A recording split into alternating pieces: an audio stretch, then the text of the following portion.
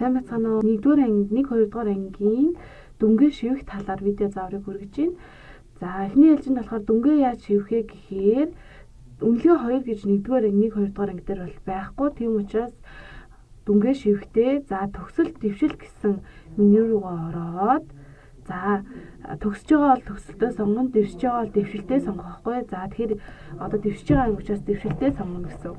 За тэгэнгүүт 1-р хагас гээд гараад ирнэ. За дүн бүртгэх гэж ороод за дүн бүртгэх гэж оронгоо та за энэ дээр бол нөгөө хичээлүүд нь гараад ирнэ шүү дээ. Тэнгүүт одоо хичээлүүдээрээ хэдүүлээ дүнгээ шивнэ гэсэн үг.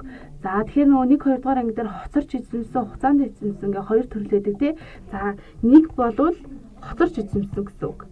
1-ийн 5 маань хоцорч эзэмсэн гэсэн үг байхгүй юу? За тэнгүүт 2-ийн 5 маань хугацаанд эзэмсэн гэсэн үг. Тэгэхээр одоо дүнгүйдээ болол 1-2-оор илэрхийлээд явах нь гэсэн үг байхгүй юу? За 1-2 дугаар ангийнхны хувьд бол тий.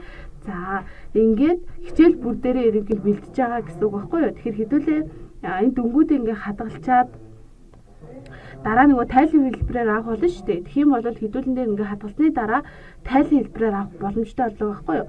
Тэгэхээр 1-2 дугаар ангийн багш нар маань ингэж дүнгээ оруулаад тайлбар хэлбэрээр татаж авах боломжтой. Тэгэхээр тавьсанд баярлалаа.